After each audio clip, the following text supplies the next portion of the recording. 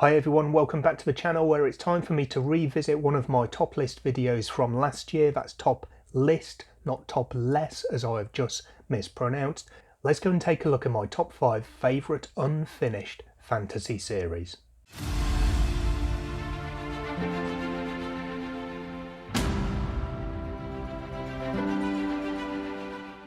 So I don't have a lot of criteria for a series to be included in this list. It literally just has to be an unfinished but ongoing fantasy series. So that's not in terms of my reading of the series, it's in terms of the publication. The author has not yet finished publishing all of the books in the series. Now there will be a bit of movement from last year's list because straight away the top title that I had last year is Threadlight by Zach Argyle, which is now complete and therefore no longer eligible for this list. There will be a bit more of a shake-up as well with some of the other titles I include. So I'm going to start this list off with some honourable mentions because a couple of these were actually included in my list last year, which will be linked in the card so you can check that one out later if you haven't done already. But first of all, in honourable mentions, I'm going to include A Song of Ice and Fire by George R.R. Martin and The Gentleman Bastards by Scott Lynch. These were in second and equal fifth last year in my list respectively, and I've decided not to include them in the main list this year because there's no movement as yet on these series. If and when there are books being published in these series again, I'm sure they will once again make my list, but for this year I've relegated them to just honourable mentions. Also in honourable mentions this year I've got two series that only include one book, and they are The Illborn Saga by Daniel T. Jackson and Black Tongue by Christopher Buehlman. I really enjoyed both of these books and I'm really looking forward to the continuation of the series for both of them. I've no idea when Black Tongue is going to be continued, but The Illborn Saga is scheduled to have the second book released in January 2023. With the honourables out of the way though, let's go straight into the top 5.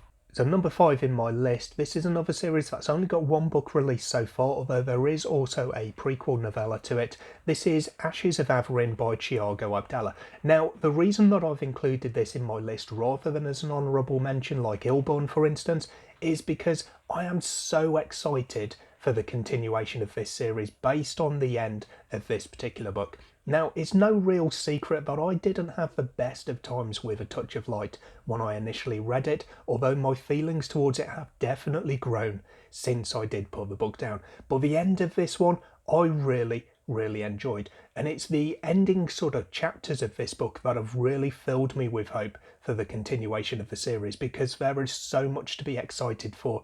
The scenes at the end of the book were so well written and I could picture them as a movie in my mind, and I'm really looking forward to the continuation of that and all of the new changes that it brings with the events that happened at the end. Obviously I can't go through what those events are and therefore what those changes are and what I'm looking forward to because I'm not going to spoil any of the elements of this book, but overall it was a really interesting read and I'm definitely excited for book 2 whenever it comes out. Number 4 on my list is another series with just one book to its name so far, although like Ashes of Averin it does have a prequel novella as well. This is The Dragon Spirits by L.L. McRae. I really enjoyed this. It was one of the finalists in SPFBO 7 and it was my pick to win it because I thought it had a really good shot, but unfortunately it didn't come out on top, even if it's still top in my mind.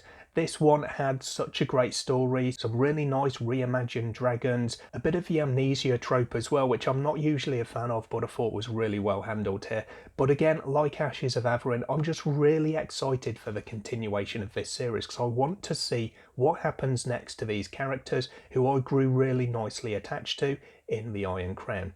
The second book in this series is being written at the moment and I can't wait to get my hands on it, see where we go next, what new elements come into the storyline in this really interesting world with these dragon spirits marauding around, causing mayhem and havoc as they go. Number 3 on my list was actually number 3 on last year's list as well. It's the Bloodsworn Saga by John Gwynne, starting off with Shadow of the Gods. This is a really interesting world. It's one that doesn't necessarily take my fancy all the time. It's a Norse-inspired world with Viking-esque warriors in there, and those aren't normally the stories that I read, although this is a reimagined world. It's not historical fantasy, and I think that definitely helps for a reader like me. The world itself is so in-depth. It is definitely based on Norse mythology, and you can see so many aspects that have been pulled from there.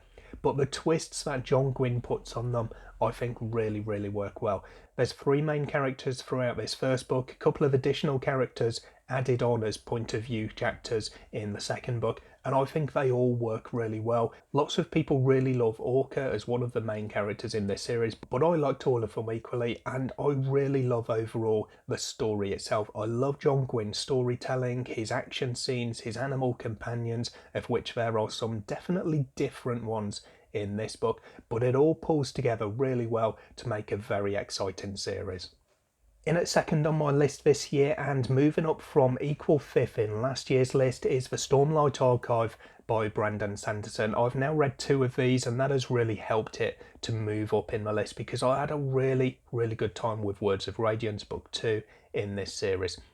It was such a long gap between The Way of Kings and Words of Radiance for me, but I still really enjoyed the memory that I had of Way of Kings. It was still right up there for me because of the inventiveness of this particular world. Brandon Sanderson's definitely got a reputation of having some very complex magic systems, very complex world building overall, and good storylines and characters written into those as well. And I really appreciated that throughout the two books that I've read so far. I've still got two to go out of the books that have been released so far, so I would say this one is definitely in with a chance of challenging for top spot next time I come to do this list. For this year's list though, there is a new entry at number 1, and it goes to Ryan Carhill's The Bound and the Broken. I had such a great time with this, and the second book in the series of Darkness and Light is absolutely one of my favourite books that I have read, definitely recently, but of all time as well. The characters in here are really great. There's such a large cast of them, and I think they're all pulled together really well in all the different threads, the different kind of subplots that this story takes us on. But I really like the overall story and how it does interweave all of those individual subplots as well. This is the third of the self-published series that I've got on my list this year, which really shows the direction that my reading is taken, but also for me the direction that publishing is taken on the whole, at least in terms of fantasy, because there are such amazing titles being put out there, and I think the quality of some of the books that I've been reading from self-published authors is really shown up there, especially with Thiago Abdella, Al McRae, and here Ryan Carhill taking their spots in this list. So that's my top 5 unfinished fantasy series. Let me know in the comments down below what you think of the list, but also what titles would make your top 5. While you're down there, give this video a thumbs up if you've appreciated what you've seen today. Hit subscribe if you haven't already so you can see my future content as and when it comes out. Also below this video, as usual, you can find all of my social media and support the channel links, including my book club Discord and my Patreon. I hope to see you in the next video sometime soon, but until then, as always, take care of yourselves, read some good books. Bye for now.